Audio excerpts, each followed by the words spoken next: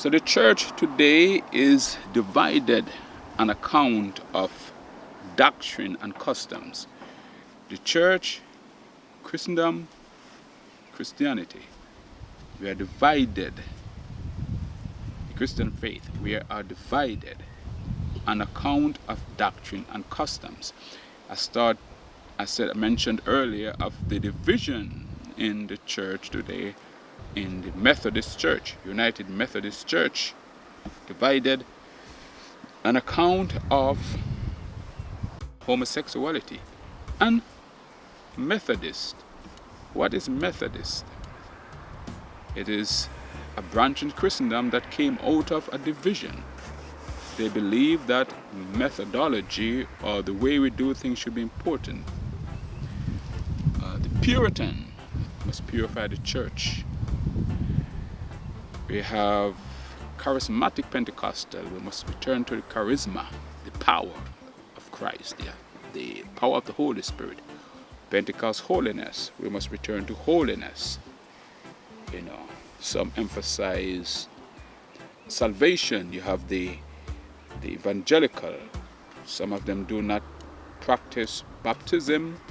We need to love and bring people into church so they have the sinner's prayer. You have the Catholics who hold to a tradition that came from the early years of Christianity. But is it from the apostles?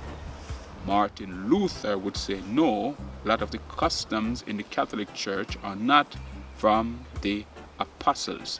Then we look at the Lutheran. Martin Luther said to them, do not start a denomination after me. Do not start a branch in Christianity after me. Do not start a branch in the church after me. All he wanted, like the Apostle Paul, was to see that the church united around the truth. But we have foolish Christians today, are foolish believers calling themselves Lutherans, when the man himself, Martin Luther, already said, I don't want anyone to say you're following me. Did I die on Calvary to save me from the sins? Account of doctrine, customs, churches are splitting. You have the Eastern Orthodox split with the West, division in the church. So we have this continual separation. You have the Puritan mode and you have the separatist mode, modern religio-cultural separatism. That is, groups in the church are divided from the mainstream group because they do not like what is happening in the church, or the society force things upon the church that the clergy of the church accept, and many members are saying we cannot live by this, so they separate themselves from it.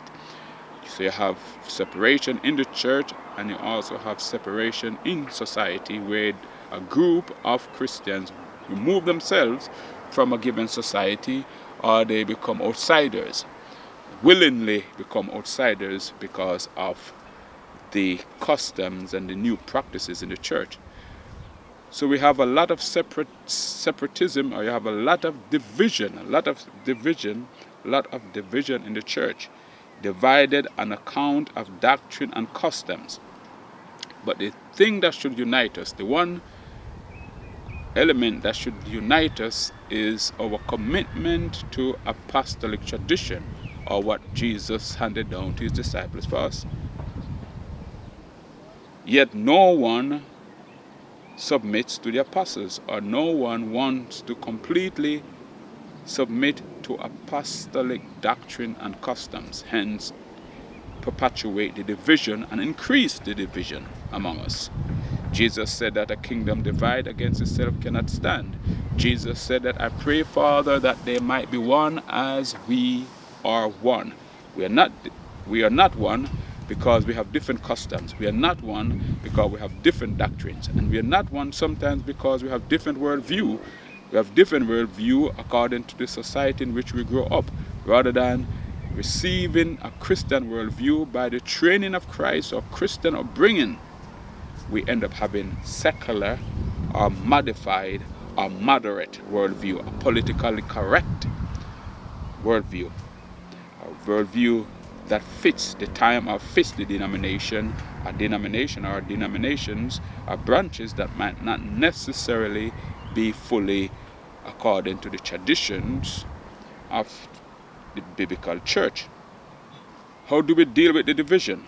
The apostles, like the prophets, this is what they did. The apostles, like the prophets, established what was true teaching. What were the true teachings of Christ? That is, the true gospel and doctrine and customs that Christ handed down for his church. So the apostles would say, this is what we receive from Christ.